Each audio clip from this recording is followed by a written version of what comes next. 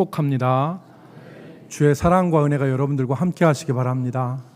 우리 옆에 계신 분들 서로 축복합시다. 하나님 당신을 사랑하십니다. 주님의 이름으로 축복합니다. 한 번 더 축복합시다. 주님의 이름으로 축복합니다. 서로 인사하십시다. 예. 오늘 말씀의 제목이 수건을 벗으라인데, 수건만큼 우리 생활에서 다양한 용도로 사용되어지는 물건이 많지 않은 것 같습니다. 기본적으로 수건은 우리 몸에 물기를 닦고 또 우리가 샤워를 하거나 그 후에 사용하죠. 이게 수건의 기본적인 용도입니다. 그런데 이 수건이 좀 더 발전적인 의미로 사용되어지면 항복을 의미할 때 수건을 사용합니다. 전쟁을 할 때 총이나 칼에 수건을 들고 흔들면 더 이상 싸울 의사가 없습니다. 항복하겠습니다 하는 항복의 의미로 수건을 사용합니다.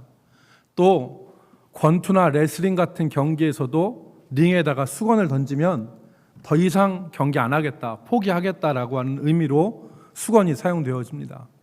수건이 지금은 그렇지 않지만 전에는 이별을 할 때 수건을 줬어요.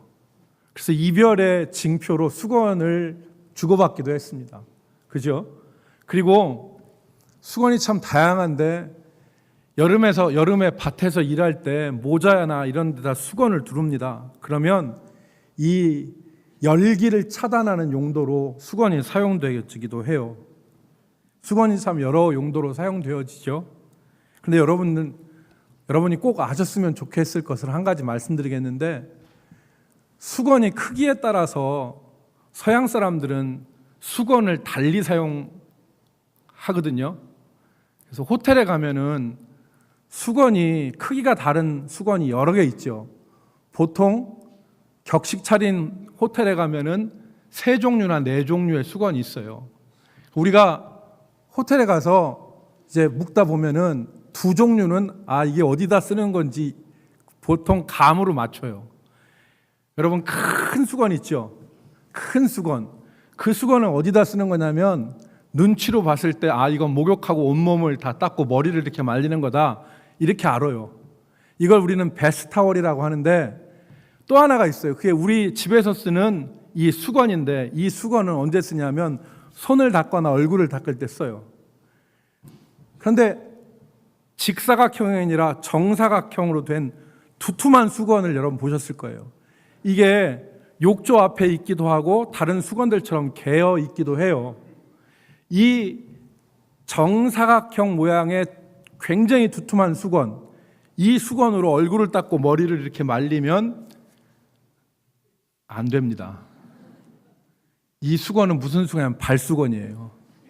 이 수건은 발수건이라서 목욕하고 나와서 샤워하고 나와서 그 위에서 수건, 그 발을 닦는 수건이에요. 근데 그거보다 작은 수건이 하나가 있어요.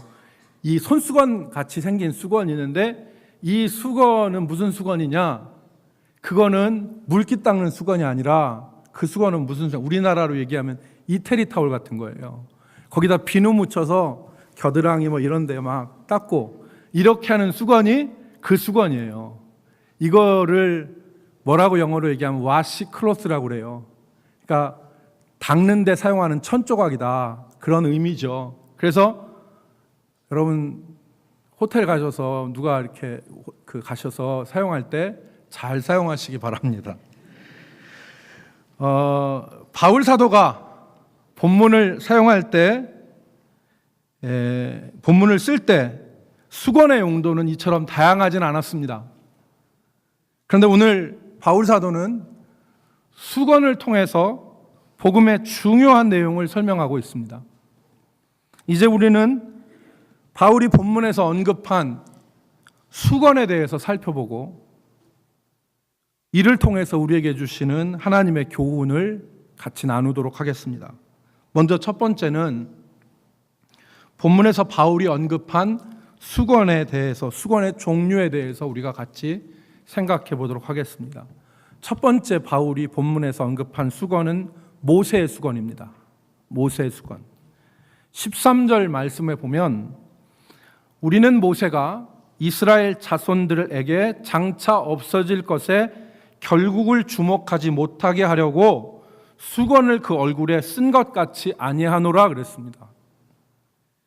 여기에 의미는 좀 제껴놓고, 모세가 얼굴에 수건을 쓴 것은 구약성경 출애굽기 34장에 기록되어 있습니다.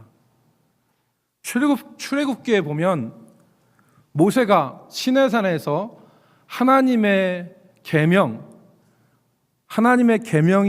적힌 돌판을 가지고 시내산에서 내려왔을 때 그의 얼굴에서 광채가 났다 그랬습니다. 광채가. 그의 얼굴 피부에서 광채가 났는데 이것을 이스라엘 백성들이 보고 두려워하였어요. 왜냐하면 모세의 얼굴의 광채는 사람의 얼굴에서 나는 광채가 아니라 하나님과 가까이 하면서 광채가 나는 신적인 광채였어요. 그렇기 때문에 이 광채를 바라본 이스라엘 백성들은 그 하나님의 신적 광채를 직접 보기를 두려워했던 거죠. 그래서 모세가 그들을 위해서 자기 얼굴을 수건으로 가렸습니다. 이게 모세의 수건이에요. 마치 비유하자면 우리가 태양빛을 직접 바라보기가 어려우니까 선글라스를 끼거나 차에 태양빛이 직접 들어오지 못하도록 차 유리창에 썬팅을 하는 것과 같은 역할입니다. 그게 모세의 수건이었어요. 여러분, 출애굽기 34장 29절로 33절의 말씀을 제가 읽겠습니다. 출애굽기 34장 29절에 보니까 모세가 그 증거의 두 판을 모세의 손에 들고 시내산에서 내려오니 그 산에서 내려올 때 모세는 자기가 여호와와 말하였으므로 말미암아 얼굴 피부에 광채가 나나 깨닫지 못하였더라. 아론과 온 이스라엘 자손이 모세를 볼 때에 모세의 얼굴 피부에 광채가 남을 보고 그에게 가까이 하기를 두려워하더니 모세가 그들을 부르매 아론과 회중의 모든 어른이 모세에게 오고 모세가 그들과 말하니 그 후에야 온 이스라엘 자손이 가까이 오는지라. 모세가 여호와께서 시내산에서 자기에게 이르신 말씀을 다 그들에게 명령하고 모세가 그들에게 말하기를 마치고 수건으로 자기 얼굴을 가렸더라 그랬습니다. 그러니까 모세의 수건은 긍정적인 의미에서 사용되어진 거예요. 그러나 오늘 본문에 보면은 부정적인 의미에서 사용되어진 또 다른 수건이 있습니다. 두 번째 오늘 본문에서 사용되어지는 이 수건은 이스라엘 백성들의 마음을 덮은 완고함의 수건입니다. 완고함의 수건. 바울 사도는 모세의 얼굴을 가린 수건과 같이 이스라엘 백성들의 마음을 덮은 수건이 있다 그랬어요. 그것이 유대인들의 마음을 덮은 완고함의 수건이에요. 14절과 15절을 보십시오. 오늘 본문 14절과 15절에 보시면 그러나 그들이 완고하여 오늘까지도 구약을 읽을 때 그 수건이 벗겨지지 아니하고 있으니 그 수건은 그리스도 안에서 없어질 것이라. 그리고 15절 말씀에 보면 그 수건이 무엇을 덮고 있는지를 정확하게 기록합니다. 15절 오늘까지 모세의 글을 읽을 때 수건이 그 마음을 덮었도다. 바울 사도는 모세의 얼굴을 직접 보지 못하게 하는 이 모세의 수건을 비유해서 하나님의 말씀을 하나님의 백성들이 대할 때에 그 하나님의 말씀의 진리를 제대로 보지 못하게 하는 그들의 마음을 가린, 마음을 덮은 수건이 있는데 그 수건이 완고함의 수건이라고 말한 것입니다. 완고함이 무엇입니까? 하나님의 뜻대로 하지 않고 자기의 고집대로 살아가는 것. 이것이 완고함입니다. 여러분, 역사를 통해서 볼 때 유대인들은 선지자들이 매 순간 나와서 하나님의 뜻대로 살라고, 하나님의 뜻은 이것이라고, 너희들이 살 길은 이게 아니라 이것이라고 선포했지만 그들의 역사는 실패로 끝났어요. 왜? 마음속에 완고함이 있었기 때문에. 완고함의 수건으로 덮여 있었기 때문에.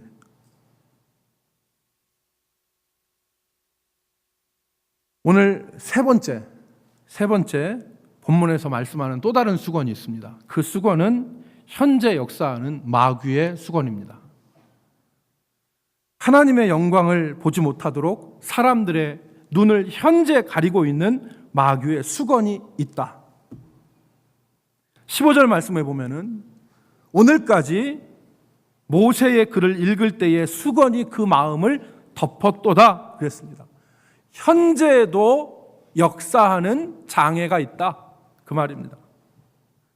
여러분, 바울 사도는 이 마귀의 수건에 대해서 고린도후서 4장 3절 이하에서 정확하게 말했습니다.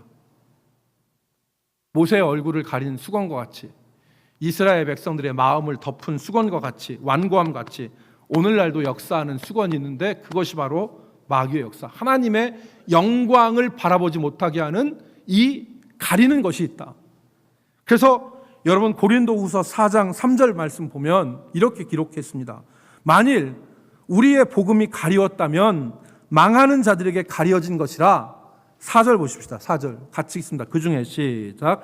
그 중에 이 세상의 신이 믿지 않은 자들의 마음을 혼미하게 하여 그리스도의 영광의 복음의 광채가 비치지 못하게 함이니 그리스도는 하나님의 형상이니라. 여러분, 지금 모세는 얼굴에 광채가 났어요. 그런데 그것을 유대인들, 모세 시대의 사람들은 보지 못했지 않습니까? 모세의 광채는 자기에게서 난 광채가 아니에요.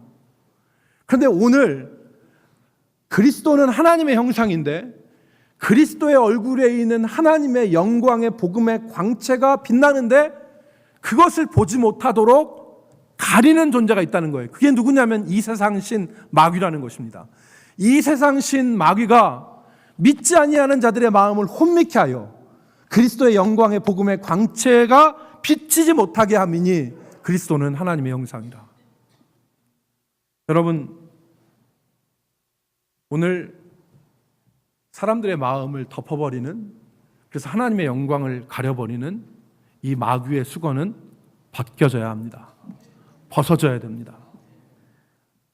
여러분, 이것이 얼마나 우리의 삶에 있어서 영향을 미치는지, 악영향을 미치는지. 여러분, 2015년 2월 달에 인천공항에서 해외 갔다 온 사람들이 다 자기 집으로 돌아가든지 아니면 고향으로 돌아가든지 다 인천공항에서 다 나오는 판이었어요. 그런데 그때 인천공항 2015년 2월에 인천공항에서 서울이나 지방으로 날아오려면 다리가 있죠. 그 다리를 우리는 영종대교라고 합니다. 근데 이 영종대교에서 차량 106대가 연속 추돌을 했습니다. 한 차가 부딪혔는데 그 뒤에 계속해서 차가 와서 부딪혔는데 106대가 부딪혔습니다. 106대가 충돌했는데 이로 인해서 사망자가 둘이 생겼고 65명이 중경상을 입었습니다. 이 엄청난 사고가 왜 났느냐? 원인은 안개였습니다. 안개가 자욱하게 껴서, 해무라고 하는 안개가 자욱하게 껴서 그때 당시에 사람들 얘기로 보면 10m 앞이 안 보였다고 그래요. 10m 앞이. 그러니까 앞에 있는 차가 안 보이는 거예요. 그래서 해무기간을 벗어난 차들이 속도를 내다가 다시 해무기간, 안개가 있는 곳에 가니까 속도를 줄이지 못하고 그대로 그냥 다 받아버린 겁니다. 2015년에 한국도로교통공단에서 조사를 했습니다. 날씨 변화와 사고율이 어떻게 틀린지. 그래서 맑은 날씨에는 교통사고가 나서 사람이 얼마가 죽느냐 조사를 해봤더니 일반 도로에서 2.5%의 사망률이 나왔습니다. 그런데 흐린 날씨에는 시야가 좀 더 안 좋으니까 2.5%의 사망률이 배로 높아집니다. 5.1%로 높아집니다. 그런데 안개가 낀 날은 사망률이 어떻게 되느냐? 9.2%입니다. 그러니까 안개가 낄 때는 앞이 안 보이니까 사망률이 훨씬 높아지는 겁니다. 사랑하는 성도 여러분, 오늘 원수 마귀는 우리의 마음을 덮어버립니다.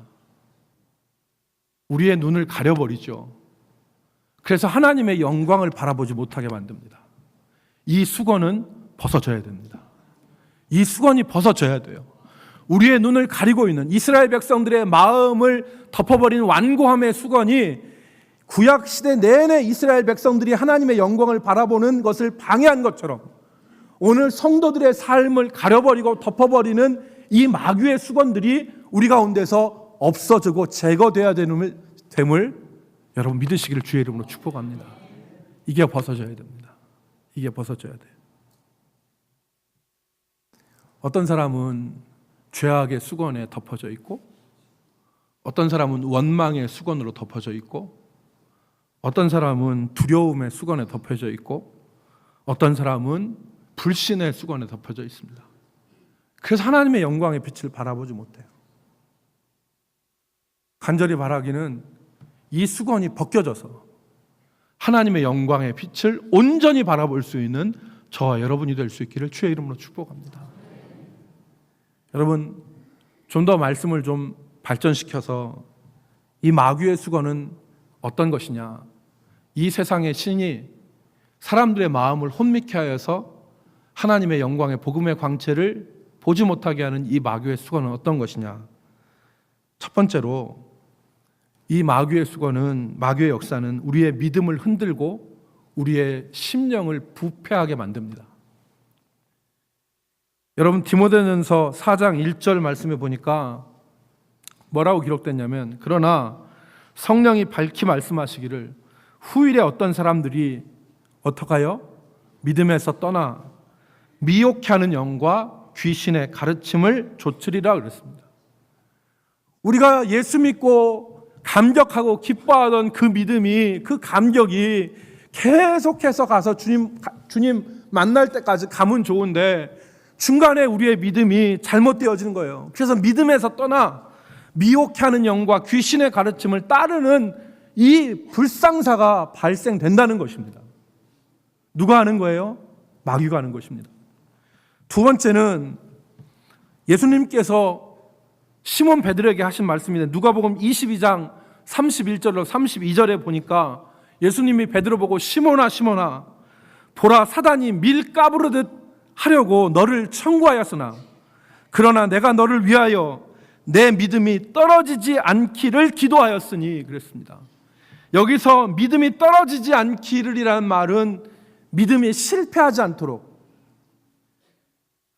기도하였다는 말씀이고, 너는 돌이킨 후에 내 형제를 굳게 하라 그랬어요. 그리고 고린도후서 11장 3절에 보니까 뱀이 그 관계로 하와를 미혹한 것 같이 너희 마음이 그리스도를 향한 진실함과 깨끗함에서 떠나 부패할까 두려워하노라. 그러니까 마귀의 수건은, 마귀의 우리의 복음의 역사를 가로막는 수건은 우리 마음을 부패하게 하는 거예요. 그리스도를 향한 진실함과 깨끗함에서 떨어지게 만들고 부패하게 만드는 것입니다. 그러니까 우리 영혼이 썩어지게 만드는 거예요. 우리 영혼이 거반 썩어지게 만드는 것입니다. 다 썩어지게 만드는 거예요. 이게 마귀의 수건입니다. 두 번째, 마귀의 역사는 우리의 믿음을 떨어지게 만들고 우리 영혼을 부패하게 만들 뿐 아니라 우리에게서 말씀과 기도를 빼앗아 갑니다. 말씀과 기도를 빼앗아 갑니다. 기도하지 못하게 만듭니다. 말씀에 재미가 없게 만듭니다. 말씀을 들어도 깨닫는 은혜가 안 옵니다. 말씀을 들어도 기쁨이 없습니다. 예수님께서 누가복음 8장 12절에 씨 뿌리는 비유를 하실 때에 길가에 뿌려졌다 하는 것을 해석을 하셨습니다.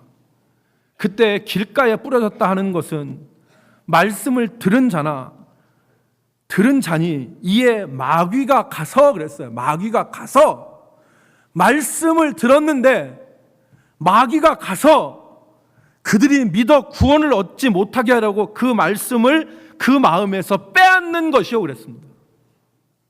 마귀는 말씀을 빼앗습니다. 기도를 못하게 만듭니다. 기도를 빼앗아 갑니다.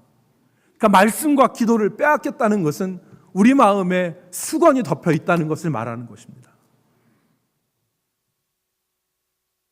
유진 피터슨이라고 하는 사람이 오늘날 영적 현상을 말했어요. 캐나다 리젠트 칼리지에 이 사람이 교수로 있는데 뭐라고 얘기했냐면, 우리는 더 이상 기도하지 않는 세상에서 살게 되었다.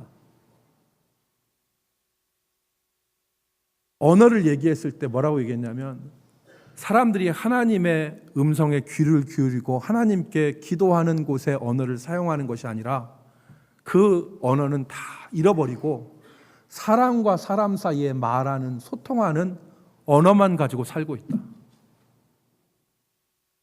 기도를 빼앗아 가요. 하나님 앞에 진실하게 기도하는 기도를 빼앗아 갑니다. 스탠리 그랜츠라고 하는 조직신학자가 한마디를 했어요. 그게 뭐냐면, 많은 신자들에게 기도는 하나의 잃어버린 예술이다. 좋긴 좋은데 잃어버렸다. 어떻게 기도해야 하는지 모르는 사람이 많을 뿐 아니라 아예 기도하지 않는 사람들도 많다. 어떻게 기도해야 될지 모를 뿐만 아니라 아예 기도하지 않는 사람도 많다. 여러분, 마귀는 우리들에게서 기도와 말씀을 빼앗습니다. 그래서 기쁨도 없고 열매도 없게 만드는 것이죠. 세 번째, 마귀의 주된 역할은 뭐냐면 성도들을 흔들고 부패하게 만들 뿐만 아니라 자기 소유로 삼아버립니다. 철저하게 자기 소유로 삼아버립니다. 여러분, 사도행전 10장 38절 말씀에 보면 하나님이 거기 그렇게 기록되어 있어요. 나사렛 예수에게 성령과 능력을 기름 붓듯 하심에 그가 두루 다니시며 선한 일을 행하시고 마귀에게 눌린 모든 사람을 고치셨으니 이는 하나님이 함께 하셨습니다. 여기서 눌린이라는 말은, 마귀에게 눌린이라는 말은 마귀가 위에서 이렇게 꽉 아래로 힘을 가하다, 이 말이 아닙니다. 여기서 마귀에게 눌린 사람이라는 것은 원어로는 카타 디나스티오라는 말인데, 이 말은 뭐냐면 완전한 힘을 가지고 지배권을 행사하다는 말입니다. 완전한 힘을 가지고 지배권을 행사하다. 그러니까 마귀에게 눌렸다는 말은 어떤 말이냐? 완전 마귀의 지배 아래 들어가 있단 말입니다. 우리의 믿음을 흔들고 우리의 심령을 부패하게 만들 뿐 아니라 말씀과 기도를 빼앗은 이후에 마귀의 종국적 목적은 자기의 완전한 지배권 아래에 있어서 사람들을 자기 소유로 삼는 것입니다. 이것이 성경에서 말하는 수건에 덮여있는 현상입니다. 사랑하는 성도 여러분, 이 수건이 벗겨지기를 주의 이름으로 축복합니다. 이 수건이 벗겨지기를. 오늘 본문의 말씀은 이 수건이 벗겨지는 방법을 말씀합니다.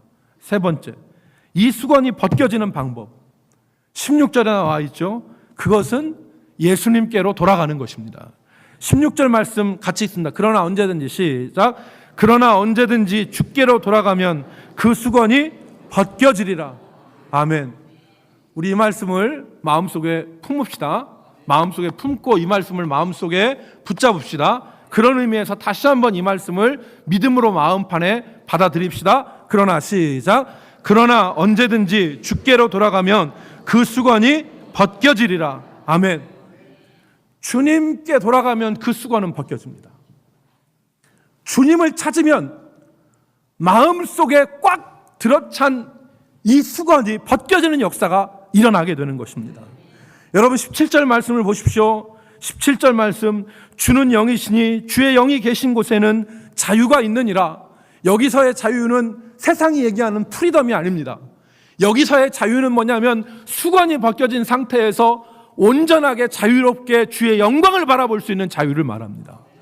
그러니까 주는 영이시니 주의 영이 계신 곳에는 자유함이 있느니라.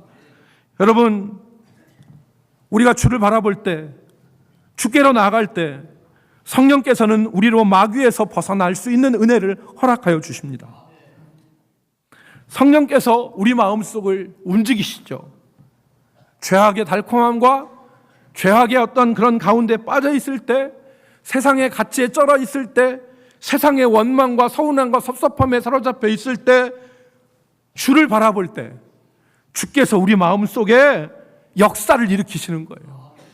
그래서 죄악에 사로잡힌 자에게는 마귀에 사로잡혀 사는 것이 얼마나 비참한지, 말씀을 빼앗기고 기도를 빼앗겨서 하루하루 사는 것이 얼마나 답답한 것인지, 이전에 경험했던 하나님의 역사와 생명의 역사가 자기 자신에게서는 얼마나 지금 거리가 먼지, 이걸 깨닫게 하시는 거예요. 언제? 주께로 향할 때, 주께로 돌아갈 때, 주를 바라볼 때, 그때에 하나님께서 우리 마음속에 생명의 역사를 일으키시는 것을 우리는 믿으시기를 주의 이름으로 축복합니다. 내가 이래서는 안 되겠다, 내가 정말 이렇게 살아서는 안 되겠다 하는 그 마음을 주시고, 그 마음으로 주를 바라보면 성령께서 그 사람 마음 가운데 역사하십니다. 그래서 썩어지고 부패한 영혼을 새롭게 하시는 거예요. 세상적으로 바라보면, 여러분, 고구마가 하나 있는데 그 고구마가 다 썩었어요. 80%가 썩었습니다. 그 고구마 어떡합니까? 버려야 돼요. 아이고, 이거 못 쓰겠다, 다 썩어버렸다, 이건 썩어서 못 쓸 거야, 버려버립니다. 그런데 우리 영혼은 안 그렇습니다. 우리 영혼은 부패하여 썩어도 주를 바라보면, 오늘 우리가 읽은 말씀처럼 주께로 돌아가면, 주를 바라보면 하나님께서 그 썩은 영혼으로 새롭게 하시는 은혜를 성령을 통하여 일으키시는 것을 우리가 믿으시길 주의 이름으로 축복합니다. 하나님께서 새롭게 하시는 거예요. 마음의 서운함과 분노의 수건으로 덮여 있을 때, 그래서 세상을 바라봐도 온전하게 안 보이고 마음에 세상의 정욕이 찌들어 있고 그것이 우리 마음을 덮었을 때, 주께로 돌아가면 그 수건이 벗겨집니다. 그 수건이 벗겨져서 서운함과 답답한 가운데 주의 은혜를 생각하면 사랑과 평온을 되찾고 생명의 역사를 되찾는 것, 하나님이 기뻐하시는 것, 세상의 가치를 다 벗겨버리고 하나님이 기뻐하시는 마음으로 돌아가는 역사가 있게 되는 것입니다. 여러분, 주를 바라보십시오. 내가 하는 게 아닙니다. 주를 바라보십시오. 누구든지 주께로 돌아가면 주께서 그 수건이 벗겨지리라 그랬어요. 벗겨지리라. 오늘 우리가 읽은 마지막 18절 마지막의 말씀에 보면 뭐라고 했습니까? 주의 영으로 말미암으니라 그랬어요. 주의 영으로 말미암으니라. 우리가 죄악을 이길 수 없습니다. 우리가 곤고한 가운데 수건이 덮였을 때 답답함으로 인하여서 주를 바라볼 때 주님이 그 수건을 벗겨 주십니다. 사랑하는 성도 여러분, 마지막 우리가 이 수건을 벗어버리면 어떤 유익이 있는가 살펴보겠습니다. 두 가지 유익을 말씀했는데 18절의 말씀에 보니까 18절 같이 우리 한번 읽겠습니다. 우리가 시작. 우리가 다 수건을 벗은 얼굴로 거울을 보는 것 같이 주의 영광을 보매 그와 같은 형상으로 변화하여 영광에서 영광에 이르느니 곧 주의 영으로 말미암음이니라. 아멘. 우리가 다 수건을 벗은 얼굴을 바라볼 때 어떤 것이 있느냐? 거울을 보는 것과 같이 주의 영광을 보는 기쁨이 있어요. 수건을 벗으면 주의 영광을 직접 바라보는 기쁨이 있어요. 하나님이 이 수건을 거둘 때 우리 마음을 덮고 있는, 우리 눈을 가리고 있는 세상의 수건, 마귀의 수건, 완고함의 수건을 벗어버릴 때 우리에게 어떤 기쁨이 있느냐? 하나님의 영광을 바라보는 기쁨이 있습니다. 하나님의 영광을 직접 바라보는 기쁨이 있고, 두 번째는 우리가 주의 형상으로 변화되어지는 역사가 일어납니다. 오늘 본문 말씀해 보니까 그와 같은 형상으로 변화되어 영광에서 영광에 이른다고 했어요. 여기서 그는 예수 그리스도를 말해요. 주님의 형상으로 변화되는 거예요. 답답함의 수건, 원망의 수건, 서운함의 수건 덮여 있을 때 내가 주를 바라봐야지 해서 주님 기뻐하시는 모습으로 마음의 수건을 걷어버리면 주님 닮아가게 되는 거예요. 죄악이 우리 눈을 덮고 우리 마음을 덮고 있을 때 이래서는 안 되지 하고 생각하면 그 죄악이 떨어져 나가고 주님의 의와 거룩함이 우리 마음 속에 생겨나는 것입니다. 그러므로 수건이 벗어질 때 주의 형상과 같이 변화되어지는 역사가 그 10년 가운데서 일어나는 것입니다. 여러분, 성령의 말은 오직 사랑과 희락과 화평과 오래 참음과 자비와 양성과 충성과 온유와 절제라 그랬습니다. 이 열매가 어떻게 열립니까? 수건이 가려지면 열리지 않습니다. 수건이 벗어지고 우리가 주의 형상을 닮을 때 우리 삶에서 성령의 열매가 맺혀지게 되는 것입니다. 사랑하는 성도 여러분, 가려지고 덮여진 수건들이 벗겨지기를 주의 이름으로 축복합니다. 우리 마음속에서 가려지고 덮여진 수건들이 벗겨져서 주의 영광을 우리가 바라보는 기쁨이 있고 우리도 주의 형상으로 변화되어져서 영광에서 영광으로 정말 더 큰 영광으로 나아갈 수 있는 우리 성도들이 될 수 있기를 주의 이름으로 축복합니다. 기도하겠습니다. 아버지, 우리 영혼이 신음하고 답답해서 고통 가운데 있을 때에 주를 바라보면 주께로 돌아가면 그 수건은 벗겨지리라 말씀하셨습니다. 우리 가운데 있는 이 마귀의 수건들이 벗겨지는 역사가 있게 하여 주시옵소서. 우리의 심령이 부패하고 말씀과 기도를 잃어버리고 원수마귀에 짓눌려 원수마귀의 소유로 살아가는 것이 아니라 우리가 주의 영광을 직접 바라보는 기쁨과 주의 형상으로 변화되어지는 역사를 우리 가운데 허락하여 주시옵소서. 주여, 우리의 비참함을 깨닫게 하시고 하나님의 은혜를 사모하는 주를 바라보는 믿음의 눈을 주셔서 이 역사가 주의 영으로 말미암아 우리 심령 가운데, 우리 생활 가운데, 우리 믿음 가운데 벌어지게 하여 주옵소서. 예수님의 이름으로 기도 올리옵나이다. 아멘.